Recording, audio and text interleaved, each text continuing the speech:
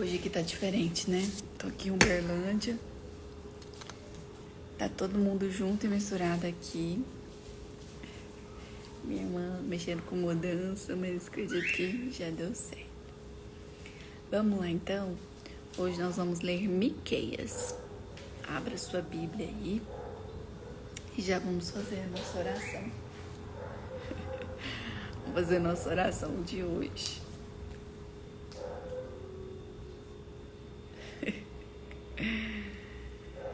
Senhor, meu Deus, meu Pai, glorificado seja o teu santo nome. Obrigada, Senhor, por mais um dia. Obrigada por mais uma manhã que se inicia. Mais uma semana. Coloca a tua mão sobre cada um de nós, Pai. Obrigado por cada milagre, por cada livramento. Obrigada por tudo, Senhor. Tu és maravilhoso. Nós chamamos. Abre os nossos olhos, os nossos ouvidos espirituais para que a gente entenda a Tua palavra. Em nome de Jesus. Amém. Bom dia, Lê. Bom dia, bom dia. Que bom que vocês chegaram. Que bom que estão aqui. Bom dia, bom dia. Bora então ler Miqueias. Miqueias é uma abreviação de Micaías. O nome significa quem é como Javé. O nome é uma expressão de louvor e admiração pelo Deus de Israel. Miqueias viveu em Moresete, uma pequena vila de Judá. Consegui entrar aqui, bom, graças a Deus. Eu não vou falar muito aqui, gente, porque eu acho que esse capítulo é um pouco longo, então para não passar muito do horário, a gente vai já passando, tá? Então aqui, qual que era o tema principal, né? Das profecias de Miqueias? É o povo de Judá que havia se tornado tão espiritual e eticamente corrupto quanto o reino apostata de Israel. Então vamos ver, né? Um tempo de prosperidade havia tornado os ricos insensíveis e agora eles oprimiam os pobres, chegando a negar-lhes justiça nos tribunais. Helena.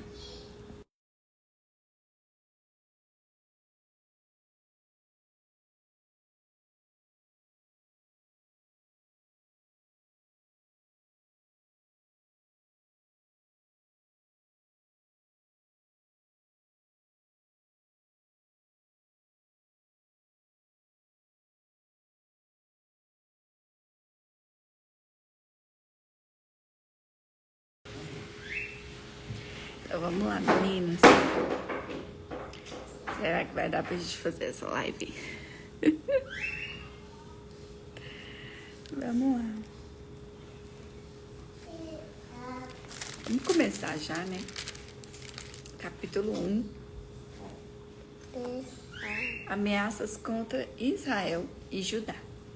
Palavra do Senhor que em visão veio a Miqueias, morastita, nos dias de Jotão, Acás e Ezequias, reis de Judá, sobre Samaria e Jerusalém. Ouve todos os povos, prestai atenção à terra e tudo o que ela contém. Que seja o Senhor, Deus, testemunha contra vós outros, o Senhor, desde o seu santo templo, porque eis que o Senhor sai do teu lugar e desce, e anda sobre os altos da terra. Os montes debaixo dele se derretem e os vales se fendem. São como a cera diante do fogo, como as águas que se precipitam no abismo. Tudo isso por causa da transgressão de Jacó e dos pecados da casa de Israel. Qual é a transgressão de Jacó? Não é Samaria? E quais os altos de Judá? Não é Jerusalém? Por isso, farei de Samaria um montão de pedras do campo, uma terra de plantar vinhas. Farei rebolar as suas pedras para o vale e descobrirei os seus fundamentos. Todas as suas imagens de escultura serão despedaçadas e todos os salários de sua impureza serão queimados. E de todos os seus ídolos eu farei uma ruína, porque do preço da prostituição os ajuntou. e este preço volverão. Por isso, lamento e uivo. Se vocês não estiverem ouvindo, vocês me avisam, viu? Ando despojado e nu, faço lamentações como de chacais e pranto como de avestruzes, porque as suas feridas são incuráveis. O mal chegou até Judá, estendeu-se até a porta do meu povo, até Jerusalém. Não o anuncieis em Gade, nem choreis, revolvei-vos no pó em Bet-Leifra. Passa, ó moradora de Safir, em vergonhosa nudez. A moradora de Zaanã não pôde sair. O pranto de Bet-Ezen tira de vós o vosso refúgio, pois a moradora de Marote suspira pelo bem, porque desceu do Senhor o mal até a porta de Jerusalém. Ata os cordéis ao carro. Ó moradora de Laquis, foste o princípio do pecado para a filha de Sião, porque em ti se acharam as transgressões de Israel. Portanto, darás presente da despedida a Moresete Gade. As casas de Asribe serão para engano dos reis de Israel. Enviar-te-ei ainda. Obrigada. Um cafezinho aqui. Tô aqui em Uberlândia, e minha mãe tá aqui também. Na casa da minha irmã. E aqui, ó, chegará até Adulão a glória de Israel. Faze-te calva e tosquia-te por causa dos filhos, que eram as tuas delícias. Alarga tua calva como a águia, porque de ti serão levados para o cativeiro. Então, aqui nesses versículos, aqui o profeta demonstrou urgência e aflição em seu lamento. Miqueias mostrou sua aflição diante do desastre iminente, lamentando e adotando todos os dias os sinais de luto. Então é sobre isso que ele vem falando aqui.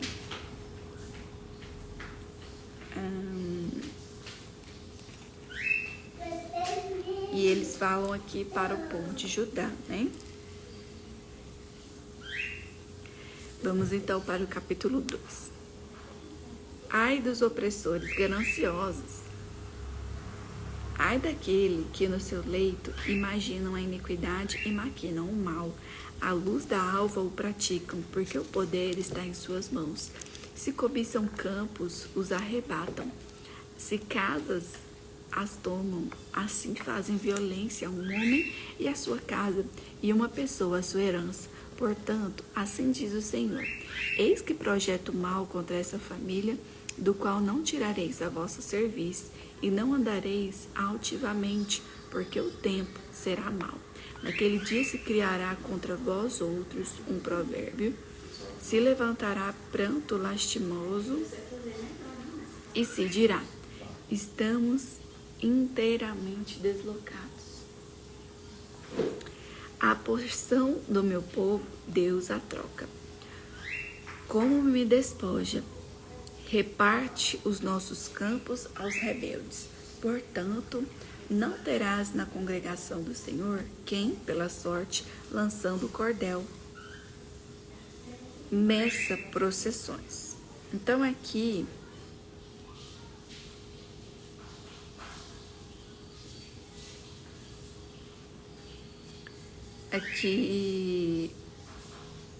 o Senhor advertiu eles, né, falando que planejava castigar aqueles que maquinavam o mal. O castigo de Deus tinha o propósito de punir o pecado e corrigir o comportamento infiel. O desastre planejado por Deus veio na forma de cruéis formas militares da Síria, seguida pela deportação do povo. E Deus estava entregando o seu povo aos violentos e arrogantes assírios. Então vamos continuar aqui no versículo 6. Não babujeis, dizem eles, não babujeis tais coisas, porque a desgraça não cairá sobre nós. Tais coisas anunciadas não alcançarão a casa de Jacó. Está irritado o Espírito do Senhor? São essas as suas obras? Sim, as minhas palavras fazem o bem ao que anda retamente. Mas há pouco se levantou o meu povo como inimigo. Além da roupa, roubais a capa aqueles que passam seguros, sem pensar em guerra. Lançais fora as mulheres do meu povo, do seu lar querido, dos filhinhos delas, tirais a minha glória para sempre. Levantai-vos e ide-vos embora, porque não é lugar aqui de descanso. Ide-vos por causa da imundícia que destrói. Sim, que destrói dolorosamente. Se houver alguém que, seguindo o vento da falsidade, mentindo, diga: eu te profetizarei do vinho da bebida forte, será esse o tal profeta desse povo. Bom dia, bom dia, bom dia a todos vocês. Kênia, Solange, deixa eu ver aqui quem tá aqui. Valéria, Nelson, Kênia, Bispa Dulce, Alexander, sejam todos bem-vindos. Então aqui nesses versículos aqui, o profeta alertou que os assírios tomariam a terra, o que seria irônico porque os ladrões de terras entre o povo escolhido de Deus haviam tomado a terra à força dos pobres. O que fora possessão exclusiva de Israel seria perdido de forma humilhante para os inimigos. Então, assim, o que foi bênção para eles, né? Eles estavam perdendo de forma humilhante. Por quê? Porque eles estavam sendo desobedientes, né? E tudo aquilo que a gente já conversou. Versículo 12. O Senhor congrega o restante de Israel. Certamente te ajudarei, ajuntarei todo o Jacó. Certamente congregarei o restante de Israel, pô-lo-ei todos juntos como ovelhas no aprisco, como rebanho no meio do seu pasto. Farão grande ruído por causa da multidão dos homens. Subirá diante deles o que abre caminho. Eles romperão, entrarão pela porta e sairão por ela. E o seu rei irá diante deles. Sim, o Senhor irá à sua frente. Então, o que era isso daqui? Amém. Deus abençoe também. Nesse versículo 12, Miqueias concluiu esse primeiro pronunciamento de calamidade com a promessa que o rei pastor protegeria e reuniria um remanescente do povo. Depois que Deus cuidasse dos israelitas, tanto Judá quanto Israel, os restauraria para que pudessem se regozijar plenamente no Senhor. Embora tivessem pecado, o amor e o compromisso de Deus por eles seriam permanentes. Então, a comunhão aqui com Deus teria sido quebrada, né? Mas o relacionamento perduraria para sempre e eles jamais deixariam de ser os seus filhos. Então, vamos ler agora o capítulo 3.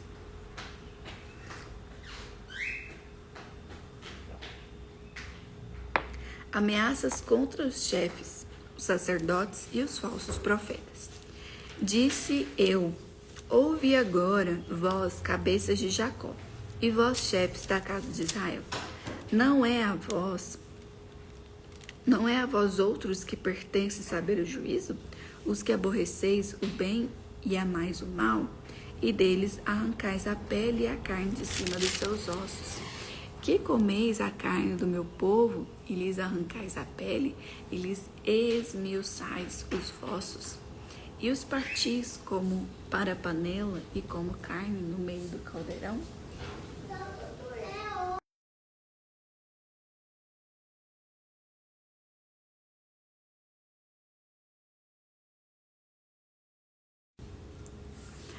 Tô fazendo a live, aí eu paro um pouquinho.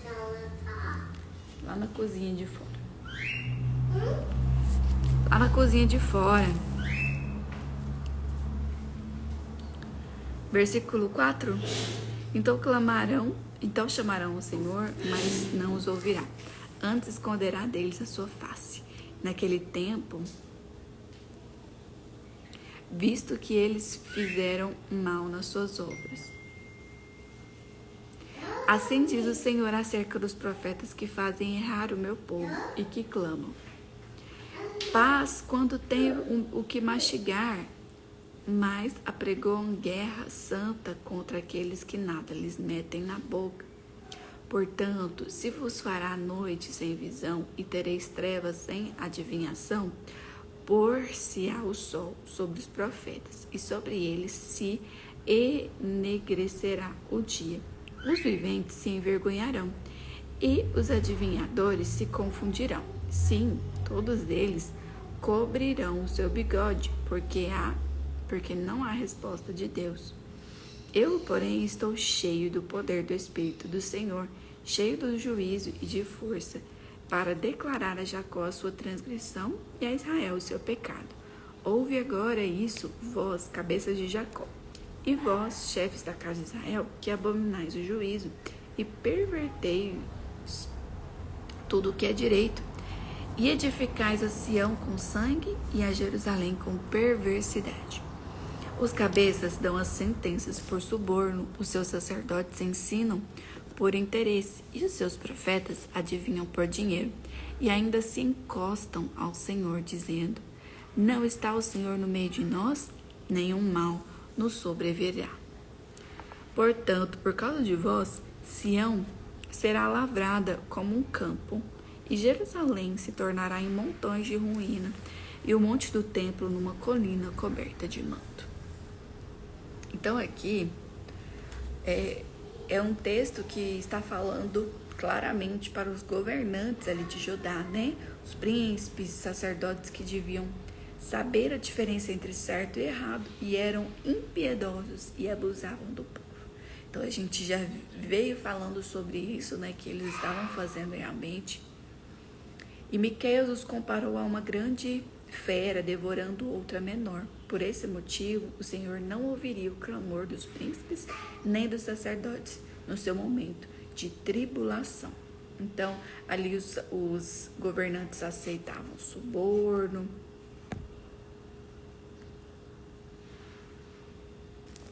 Os sacerdotes pregavam em troca de lucros financeiros e os profetas falavam somente mediante pagamento.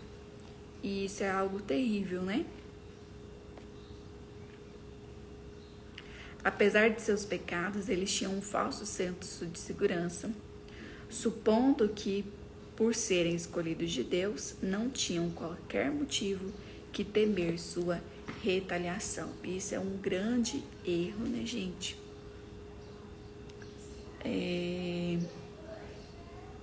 Deus iria tirar deles o dom de profecia. Aqui fala como eles estavam cobrando para profetizar.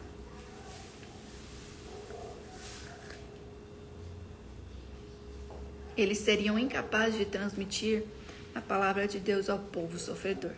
Essa humilhação colocaria seu talento de profetizar em risco, já que os profetas são certificados através da sua capacidade de ouvir a Deus e falar das coisas que hão de vir. A retaliação de um profeta representava um grande juízo contra a nação. Então é aquele negócio, de graça recebeis, de graças dai. De graça dai, né? Vamos ler então o capítulo 4. O anúncio do chamamento dos gentios.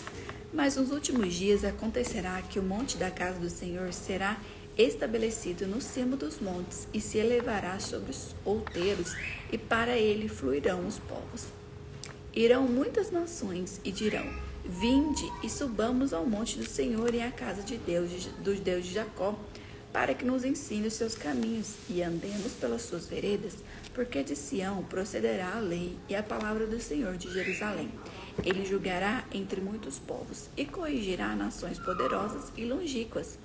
Estes converterão as suas espadas em relhas de arados e suas lanças em podadeiras. Uma nação não levantará a espada contra outra nação, nem aprenderão mais a guerra. Mas assentar-se-á cada um debaixo da sua videira e debaixo da sua figueira, e não haverá quem os espante, porque a boca do Senhor dos Exércitos o disse. Porque todos os povos andam, cada um no nome do seu Deus, mas quanto a nós, andaremos em nome do Senhor, nosso Deus, para todo sempre. E naquele dia, diz o Senhor, congregarei os que cocheiam e recolherei os que foram expulsos e os que eu afligiria. Dos que cocheiam farei a parte restante, e dos que foram arrojados para longe, uma poderosa nação. E o Senhor reinará sobre eles no monte Sião, desde agora e para sempre. A ti, ó torre do rebanho, monte da filha de Sião, a ti virá, sim, virá o primeiro domínio, o reino da filha de Jerusalém. Agora, por que tamanho grito? Não há rei em ti? Pareceu o teu conselheiro? Apoderou-se de ti a dor como da que está para dar à luz? Sofre dores e esforça-te, ó filha de Sião, como a que está para dar à luz, porque agora sairás da cidade e habitarás no campo e virás até a Babilônia. Ali, porém, serás libertada. Ali te remirá o Senhor das mãos dos seus inimigos. Acham-se agora congregadas muitas nações contra ti, que dizem, seja profanada e vejam os nossos olhos o seu desejo sobre Sião. Mas não sabem os pensamentos do Senhor, nem lhe entendem o plano que as ajuntou como feixes da eira. Levanta-te e debulha, ó filha de Sião, porque farei de ferro o teu chifre e de bronze as tuas unhas, e esmiuçará muitos povos, e o seu ganho será dedicado ao Senhor, e os seus bens ao Senhor de toda a terra. Agora ajunta-te às tropas, ó filha de tropas, por-se-á sítio contra nós. Ferirão com a vara a face do juiz de Israel. A gente leu aqui até o versículo 1 do capítulo 5, né?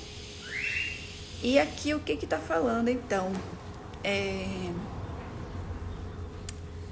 Embora Jerusalém tenha sido ameaçada com destruição, Miqueias garantiu ao povo a aliança de Deus. Aqui, que o Senhor reinaria em Sião. E quando assentasse ao trono, a guerra entre nações cessaria, e cada pessoa gozaria da segurança de uma vida livre de medo. Então, é engraçado que os profetas eram assim, né? Eles falavam sobre a justiça, depois falavam sobre a misericórdia de Deus, né? Davam uma mensagem de arrependimento e outra de esperança para o povo, né? Então, aqui ele já estava falando que o povo seria levado para o cativeiro. E o Senhor livraria o remanescente dos seus inimigos da Babilônia e traria a redenção. Por causa do arrependimento de Ezequias, Jerusalém não caiu diante dos assírios, mas de um século depois, Jerusalém foi destruída pelos babilônicos e o povo levado ao exílio na Babilônia. E muitos interpretam essas palavras de Miqueias como nítida indicação da ocorrência do exílio antes da era messiânica. Então, aqui, essa era a mensagem desse capítulo 4. Então, vamos ler o capítulo 5. O nascimento do Messias e o seu reinado. Uau! Essas são as partes que a gente mais gosta. A gente gosta de todas, mas quando fala de Jesus... Versículo 2. E tu, Belém Efrata, pequena demais para figurar como um grupo de milhares de Judá, de ti me sairá o que há de reinar em Israel, e cujas origens são desde os tempos antigos, desde os dias da eternidade. Portanto, o Senhor os entregará até o tempo em que aqui está, em dores, tiver dado a luz. Então o restante dos seus irmãos voltará aos filhos de Israel. Ele se manterá firme e apacentará o povo na força do Senhor. Na majestade do nome do Senhor, seu Deus, e eles habitarão seguros, porque agora será ele engrandecido até os confins da terra. Que lindo, né, gente? Esse será a nossa paz, quando a Síria vier à nossa terra e quando passar sobre os nossos palácios, levantaremos contra eles 7 pastores e 8 príncipes dentre os homens. Estes consumirão a terra da Síria. A espada e a terra de Nimrod dentro das suas próprias portas. Assim nos livrará da Síria quando essa vier à nossa terra e pisar os nossos limites. O restante de Jacó estará no meio de muitos povos, como orvalho do Senhor, como chuvisco sobre a erva, que não espera pelo homem, nem depende dos filhos de homens. O restante de Jacó estará entre as nações, no meio de muitos povos, como um leão entre os animais das selvas, como um leãozinho entre os rebanhos de ovelhas, o qual, se passar, as pisará e despedaçará, sem que haja quem as livre, e a tua mão se exaltará sobre os teus adversários, e todos os seus inimigos serão eliminados. E sucederá naquele dia, diz o Senhor, que eu eliminarei do meio de ti os teus cavalos e destruirei os seus carros de guerra. Destruirei as cidades da tua terra e deitarei debaixo todas as suas fortalezas. Eliminarei as feitiçarias das suas mãos e não terás adivinhadores. Do meio de ti sejam bem-vindos todos vocês. Do meio de ti eliminarei as tuas imagens de escultura e as tuas colunas, e tu já não te inclinarás diante da obra das tuas mãos. Eliminarei do meio de ti os teus postes ídolos e destruirei as tuas cidades. Com ira e furor tomarei vingança sobre as nações que não me obedeceram. Então aqui, ao mesmo tempo que fala sobre o nascimento de Jesus no primeiro versículo, no último versículo fala sobre o juízo final, né? Aqui no último versículo fala,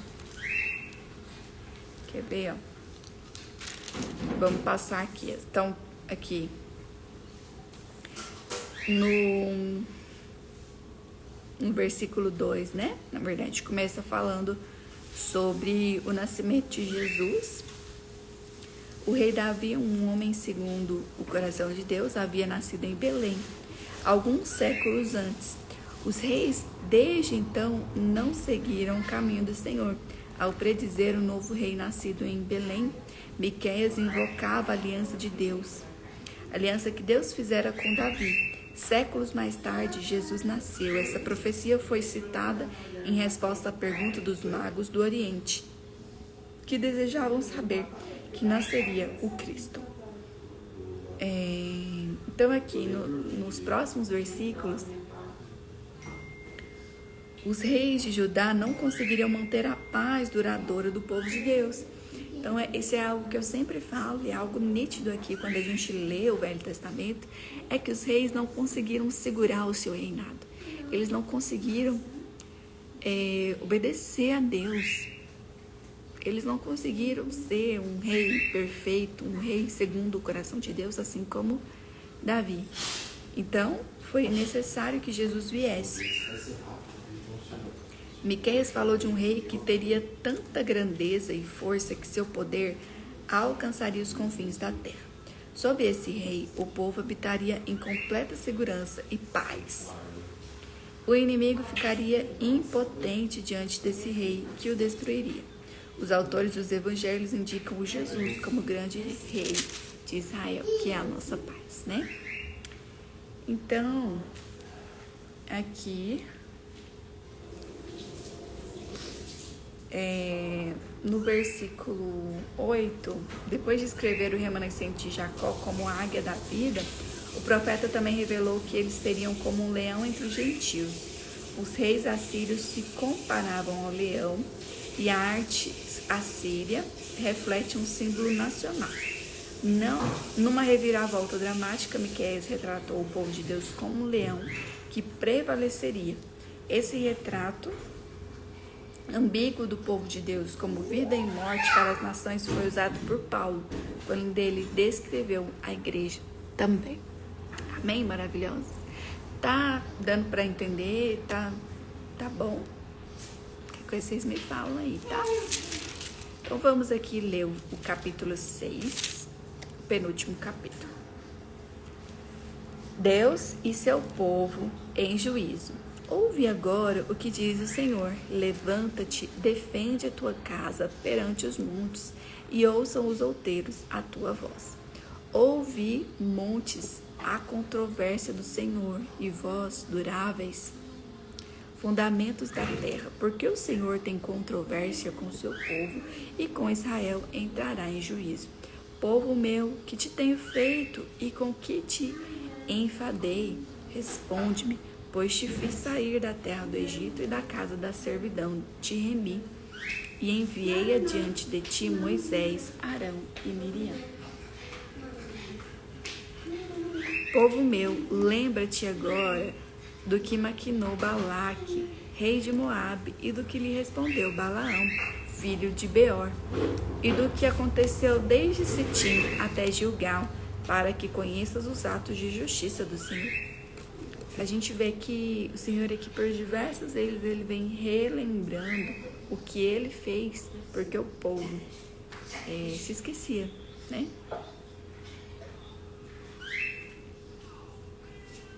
Versículo 6.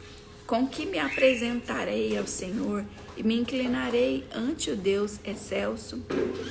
Virei perante ele com holocaustos, com bezerro de um ano? Agradar-se-á ao Senhor de milhares de carneiros, de 10.000 ribeiros de azeite? Darei o meu primogênito pela minha transgressão, o fruto do meu corpo, pelo pecado da minha alma? Ele te declarou, ó homem, o que é bom e que é que o Senhor pede de ti, que pratiques a justiça e ames a misericórdia. E andes humildemente com o teu Deus. Então, gente, Deus não estava pedindo muito. Deus não estava pedindo muito, estava pedindo só para que o povo tivesse esse amor pelo próximo, né? Tivesse misericórdia, ajudasse uns aos outros, cuidasse dos pobres e das viúvas. Porque essa maneira de Deus cuidar é usando as pessoas que têm condições para poder ajudar. A injustiça terá seu castigo.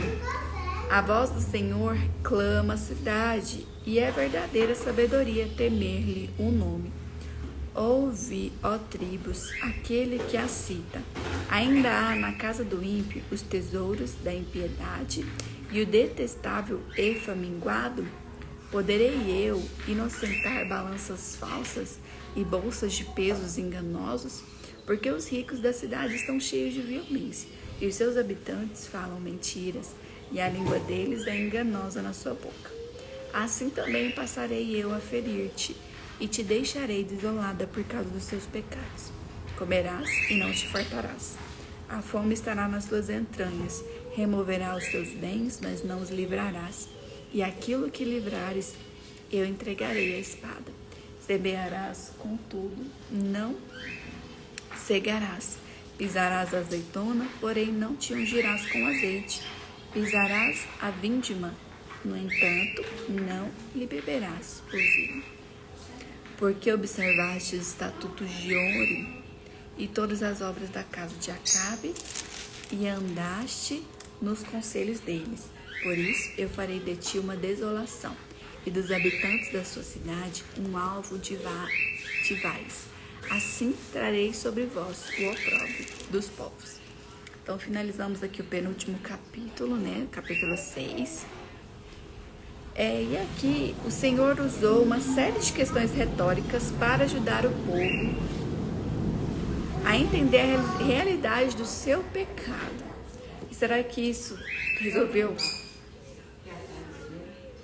Deus perguntou ao povo o que ele tinha feito para merecer a rejeição de sua aliança diante da perversão e idolatria evidenciadas aqui. E ele lembrou ao povo de Judá que este não existiria se ele não tivesse tirado de forma sobrenatural da escravidão do Egito. Então, Deus vem relembrando sempre os poderosos feitos dele, né?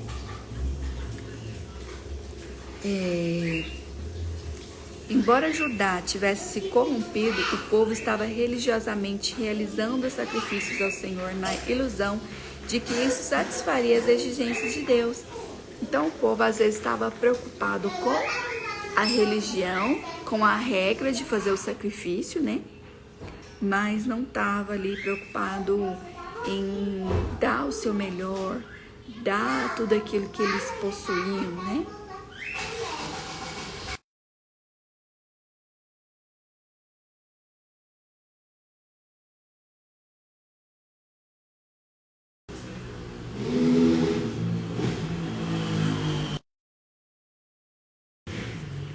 Saí no carro, passando moto, menino falando, mas vamos cumprir o nosso propósito, né? Graças a Deus. Imagina, gente, se por causa dessas coisas a gente parasse, né? A gente não ia ler a Bíblia nunca, porque só se fosse 3 horas da manhã mesmo, né? Enquanto todo mundo tivesse que... E olha lá. Então, aqui, ó.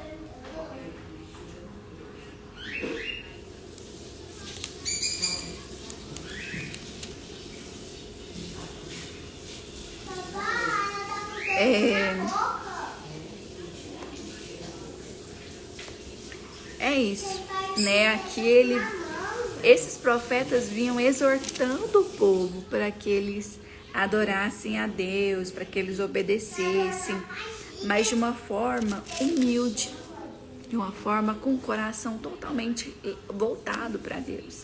E não só para cumprir uma tabela, uma regra, né? Então vamos ler o último capítulo de hoje, o capítulo 7. Meu amor, fala baixinho.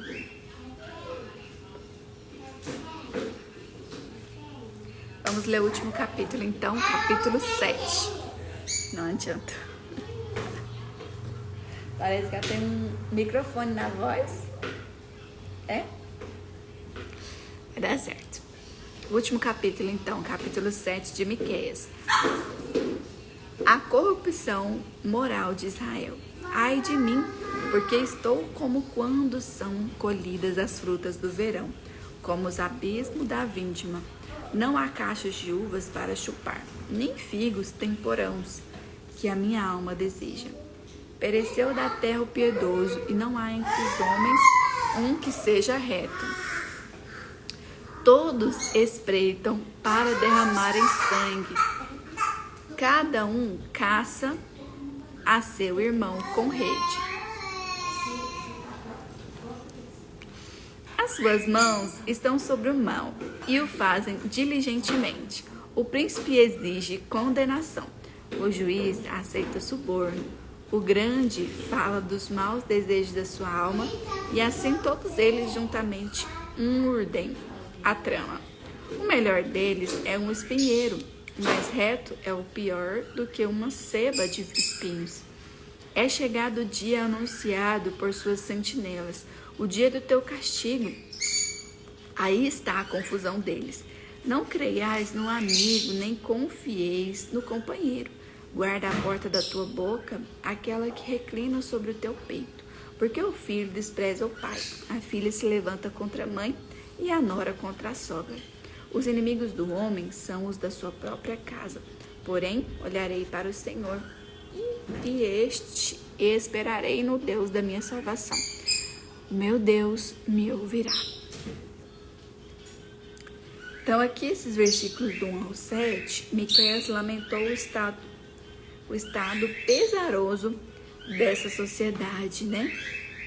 Onde o mal estava difundido, que mais ninguém era digno de confiança. Todos pilhavam os seus vizinhos. O pecado saturou de forma a fibra moral do povo de Deus, que até os mais próximos não eram confiáveis. Miqueias declarou com ousadia que somente o Senhor poderia acertar algo tão errado. Cristo advertiu os discípulos que condições semelhantes existiriam nos últimos dias. Então ele estava realmente aqui advertindo contra aquele povo. E é como se assim ninguém realmente estivesse... ninguém era confiável ali. Ninguém era confiável naquele tempo, né? E Jesus também falou sobre isso, mas né, no Novo Testamento. Vamos continuar lendo aqui o nosso último capítulo de hoje, no versículo 8. Miqueias 7, versículo 8. O Senhor se compadece de Israel. Sempre termina com a mensagem de esperança, né?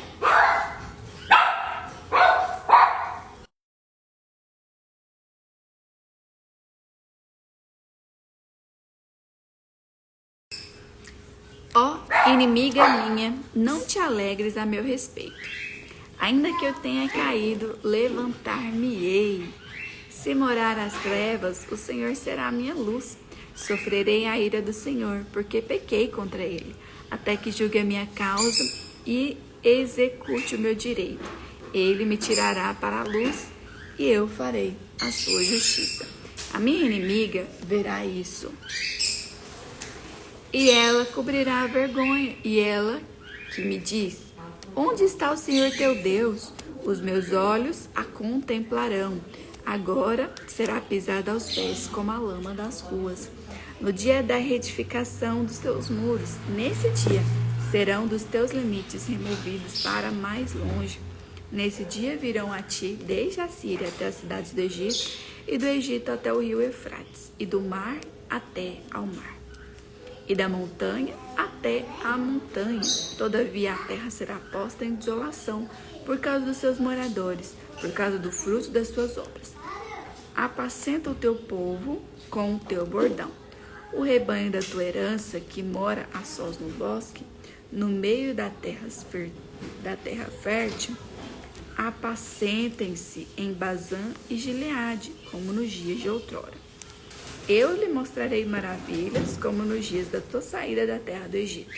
As nações verão isso e se envergonharão de todo o seu poder. Porão a mão sobre a boca e os seus ouvidos ficarão surdos. Lamberão o pó como serpentes, como répteis da terra. Tremendo sairão os teus esconderijos e tremendo virão ao Senhor nosso Deus e terão medo de ti. Quem, ó Deus, é semelhante a ti, que perdoas a iniquidade e te esqueces da transgressão do restante da tua herança? O Senhor não retém a tua ira para sempre, porque tem prazer na misericórdia. Tornará a ter compaixão de nós, pisará aos pés as nossas iniquidades e lançará todos os nossos pecados nas profundezas do mar. Mostrarás a Jacó a fidelidade e a Abraão a misericórdia, as quais juraste a nossos pais desde os dias antigos.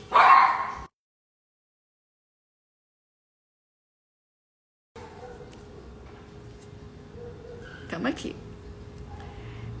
Então vamos finalizamos a leitura de hoje e vamos só comentar aqui um pouquinho sobre esse versículo aqui.